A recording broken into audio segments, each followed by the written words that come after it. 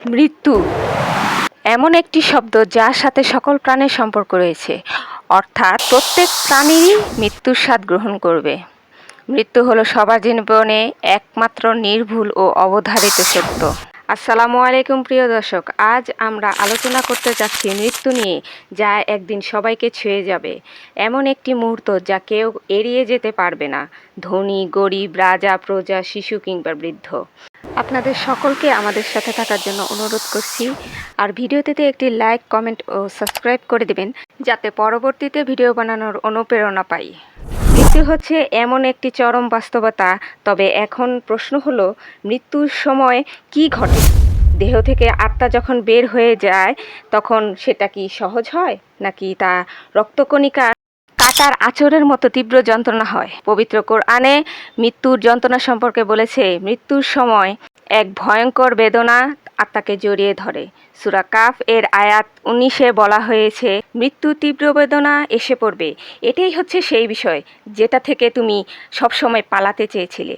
অর্থাৎ এটি এমন এক ধরনের তীব্র অচেতনতা, যেমনটা দেখা যায় মস্তিষ্কের প্রচণ্ড আঘাত, অত্যাধিক রক্তক্ষরণে। একে বলা হয় ডেড স্টুপর বা চেতনা ধীরে ধীরে হারিয়ে যাওয়ার মুহূর্ত। কোরআন বোঝাতে চেয়েছে যে মৃত্যুর যন্ত্রণা হচ্ছে চেতনা হারানোর আগের সর্বোচ্চ তীব্র যন্ত্রণা। সূরা আনআম আয়াত 93-তে বলা হয়েছে, যখন জালিমরা মৃত্যুর কষ্টে থাকবে এবং ফেরেশতারা বলবে, তোমাদের আত্মা বের করো, তখন তারা হবে আতঙ্কিত ও বেদনায় কুঁকড়ে যাওয়া এক মৃতপ্রায় দেহ। মৃত্যুর সময় মানুষের জ্ঞান ও ক্ষমতা শূন্য হয়ে যায়। সাকরাতুল মাউত বা মৃত্যু যন্ত্রণা শুরু হয়ে যায়, তখন মানুষের চেতনা হারাতে থাকে, চোখ বন্ধ হয়ে আসে, জিভ ভারী হয়ে পড়ে। এই মুহূর্তটি ভয়ানক যন্ত্রণা এবং বাস্তবতার সামনে চলে আসে। মানুষ বুঝতে পারে পালাবার আর কোনো পথ নেই। সূরা আনআম আয়াত 61-তে বলা হয়েছে, যখন তোমাদের একজনের মৃত্যু আসে, তখন আমার ফেরেশতারা তার প্রাণ গ্রহণ করে এবং তার কোনো ত্রুটি করে না। মৃত্যু একটি বৈবিক নির্ধারিত মুহূর্ত, যেটি আল্লাহর নির্দেশে ফেরেশতারা সম্পাদন করেন। প্রতিটি আত্মা তার সময় মতো নির্ধারিত ফেরেশতা দ্বারা তুলে নেওয়া হয়। এই আয়াতসমূহ দ্বারা আল্লাহ মানুষকে চ্যালেঞ্জ করেছেন, মৃত্যুর মুহূর্তে কেউ কাউকে বাঁচাতে পারে না। চিকিৎসক, প্রযুক্তি, টাকা সবই ব্যর্থ। একমাত্র আল্লাহর হুকুমেই মৃত্যু আসে। প্রিয় নবী সাল্লাল্লাহু আলাইহি সাল্লাম নিজের মৃত্যু সম্পর্কে বলেছেন, আমাকে মৃত্যুর যন্ত্রণায় সাহায্য করুন। সহিহ বুখারী। ভাবুন তো, যিনি এ জান্নাতের শ্রেষ্ঠ অধিবাসী, যিনি আল্লাহর নিকট সবথেকে প্রিয় বান্দা ও রাসূল, যার কোনো গুনাহ নেই, তিনিও মৃত্যুর যন্ত্রণায় কাতরাচ্ছেন, তাহলে আমাদের কি অবস্থা হবে? আমরা তো সারাক্ষণ আল্লাহর নাফরমানিতে লিপ্ত, আল্লাহর আদেশ অমান্য করে তার নিকট থেকে পালাবার কৌশলে ব্যস্ত থাকি। নবী করিম সাল্লাল্লাহু আলাইহি সাল্লাম বলেছেন, ফেরেশতারা কাফিরের আত্মাকে এমনভাবে টেনে বের করে নিয়ে যায়, যেমন লোহার আঁশড়ি দিয়ে ভেজা লোমশ পশুর শরীর থেকে চামড়া ছিঁড়ে নিয়ে হচ্ছে। মুসনাদে আহমদ। এটি কোনো উপমা নয়, বরং এটি বাস্তব দৃশ্য। ফেরেশতারা আঘাত করে করে আত্মা বের করেন, আর এই যন্ত্রণা এতটাই তীব্র যে যার ফলে মানুষের মুখ বিকৃত হয়ে যায়, চোখ উপরের দিকে উঠে যায়, শরীরে ঝাঁকুনি দিতে থাকে।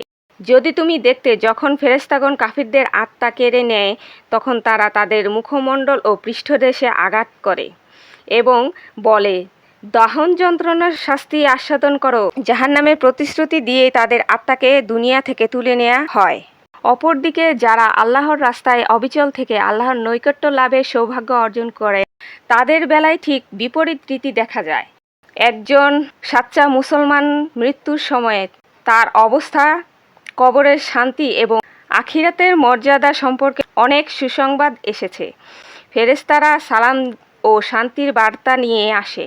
সূরা আন-নাহল আয়াত 32-এ বলা হয়েছে, যাদের প্রাণ ফেরেশতারা তুলে নেয় ভালো অবস্থায়, তারা বলে, তোমাদের প্রতি সালাম, তোমরা জান্নাতে প্রবেশ করো, তোমরা যা করেছিলে তার প্রতিদানে। পবিত্র কোরআনে বলা হয়েছে, হে প্রশান্ত আত্মা, ফিরে এসো তোমার প্রতিপালকের দিকে সন্তুষ্ট হয়ে, এবং তিনি তোমার প্রতি সন্তুষ্ট। প্রবেশ করো আমার বান্দাদের মাঝে, আর প্রবেশ করো আমার জান্নাতে।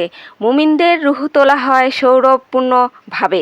রাসূল সাল্লাল্লাহু আলাইহি সাল্লাম বলেছেন, যখন একজন মুমিন মৃত্যু লাভ করে তখন ফেরেশতারা আসে উজ্জ্বল মুখ নিয়ে, জান্নাতের কাফন ও সুগন্ধি তারা তার রূহকে এত সহজে বের করে নেয় যেভাবে পানি একটি মাটির পাত্র থেকে বেরিয়ে আসে। বুখারী ও মুসলিম।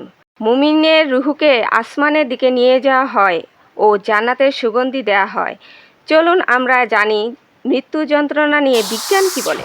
মৃত্যু নিয়ে বিজ্ঞান বেশ কিছু গবেষণা করে মৃত্যুর সময় মানুষের দেহ ও মনে কি ঘটে সেটি নিয়ে জানার চেষ্টা করেছে। যেমন মৃত্যুর আগে মানুষের শরীরে কিছু জৈবিক পরিবর্তন ঘটে, এতে ধীরে ধীরে হৃদস্পন্দন কমে যায়। মৃত্যুর আগে শরীর রক্ত চলাচল কমে যায়, হৃৎপিণ্ড ধীরে ধীরে পাম্প করা বন্ধ করে দেয়, ফলে শরীরের কোষে অক্সিজেন পৌঁছায় না, আর অক্সিজেনের অভাবে শরীর অচল হয়ে পড়ে। এই সময় মানুষ বিভ্রান্ত, অজ্ঞান অথবা হ্যালুসিনেশনের মধ্যে থাকতে পারে। মৃত্যুর কয়েক সেকেন্ড বা কয়েক মিনিট আগে মস্তিষ্ক খুব তীব্র এক ধরনের বৈদ্যুতিক তরঙ্গ ছড়ায়। এতে মানুষের অনেক সময় তার ব্রেনে থাকা পুরনো স্মৃতি চোখের সামনে ভেসে ওঠে। মৃত্যুর সময় যন্ত্রণা অনুভূতি শারীরিক ও মানসিক দুই ধরনের হতে পারে। যেমন অসুস্থ বা দুর্ঘটনাজনিত মৃত্যু হলে অনেক ক্ষেত্রে অসহনীয় যন্ত্রণা হয়, মস্তিষ্ক তখন প্রচুর পেইন সিগন্যাল পাঠাতে থাকে। আবার মৃত্যুর আগে অনেক আতঙ্ক, দুশ্চিন্তা, অনুশোচনা বা ভবিষ্যতের অজানা ভয়ে মানসিকভাবে ভেঙে পড়ে। অনেকে ক্লিনিক্যালি মৃত্যুর কাছাকাছি যাওয়ার পর বলেন তারা একটি আলো দেখেছেন, মৃত আত্মীয়দের দেখেছেন বা শান্তি অনুভব করেছেন। বিজ্ঞানীরা মনে করেন এটি মস্তিষ্কের অক্সিজেনের ঘাটতি বা রাসায়নিক বিক্রিয়ার ফল।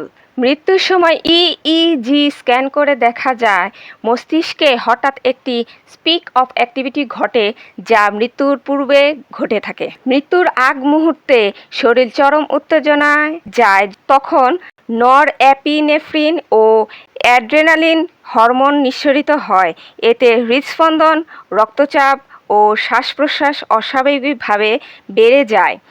মস্তিষ্ক যখন পেইন রেসপন্স করে তখন স্নায়ু ব্যবস্থা অত্যন্ত সক্রিয়ভাবে ব্যথা অনুভব করে। সুতরাং বিজ্ঞানের দৃষ্টিতে মৃত্যু হলো শরীরের সমস্ত অঙ্গ প্রত্যঙ্গ, বিশেষ করে হৃৎপিণ্ড, মস্তিষ্ক চিরতরে কাজ করা বন্ধ করে দিলে যে অবস্থার সৃষ্টি হয় তাই হলো মৃত্যু। এর মধ্যে সবচেয়ে গুরুত্বপূর্ণ হলো ব্রেন ডেথ বা মস্তিষ্কের মৃত্যু। যখন মস্তিষ্কের প্রতিটি কোষ অকেজো হয়ে যায় তখন শরীর আর সচল থাকে না। তবে মৃত্যুর ঠিক আগের সময়টাকে ডেইং প্রসেস বলি, সেটাই সবচেয়ে যন্ত্রণাদায়ক বলে বিজ্ঞানীরা মত দেন। যেহেতু নার্ভ সিস্টেম শরীরের প্রতিটি কোষকে নিয়ন্ত্রণ করে, তাই মৃত্যুর আগে এই সংযোগ বিচ্ছিন্ন হতে থাকে, যার ফলে প্রচণ্ড ঝাঁকুনি ও অস্থিরতা দেখা দেয়। অনেকেই বলেন এই মুহূর্তে যেন শরীর ছিঁড়ে ছিঁড়ে কিছু বেরিয়ে যাচ্ছে। 2013 সালে মিশিগান বিশ্ববিদ্যালয়ের একটি গবেষণায় দেখা যায় হৃৎস্পন্দন বন্ধ হয়ে যাবার পরও কিছু সময় পর্যন্ত মস্তিষ্ক সচল থাকে এবং অতিমাত্রায় সক্রিয় হয়। এটি বোঝায় মৃত্যুর সময় একটি গভীর যন্ত্রণাদায়ক অভিজ্ঞতা হয়। বিজ্ঞানীরা বলেন মৃত্যুর সময় যেসব রাসায়নিক নিঃসরণ হয়, যেমন ডোপামিন, এন্ডোরফিন ও অ্যাড্রেনালিন, সেগুলো কখনো কখনো কষ্ট কমায়, আবার কখনো আতঙ্ক ও ব্যথার সৃষ্টি। বিজ্ঞানের সীমাবদ্ধতা হলো মৃত্যুর পর মানুষ কী অনুভব করে তা পুরোপুরি বোঝা সম্ভব নয়। যারা নিউ ডেথ এক্সপিরিয়েন্স বা স্বল্প সময়ের জন্য মৃত ছিল তাদের অনেকে জানিয়েছেন যে শরীর থেকে আত্মা বেরিয়ে যাচ্ছে এমন অনুভূতি, প্রবল ব্যথা, অন্ধকারে ডুবে যাওয়া ও হঠাৎ আলোর ঝলকানি বা অজানা কিছু সম্মুখীন হওয়া ইত্যাদি। অতঃপর আমরা বলতে পারি বিজ্ঞান যতই অগ্রগতির লাভ করুক না কেন, মৃত্যুর প্রকৃত যন্ত্রণা অনুভূতি সম্পূর্ণরূপে বোঝা এখনও সম্ভব হয়নি। তবে ইসলাম আমাদের বলে দিয়েছে মৃত্যুর সময় মালাকুল মউতের উপস্থিতি, রুহু বের হওয়ার যন্ত্রণা, এই সব কিছুই অত্যন্ত যন্ত্রণাদায়ক।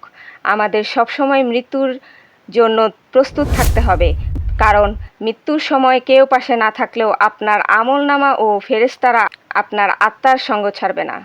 হতে পারে তা জান্নাতবাসী বা জাহান্নামবাসী।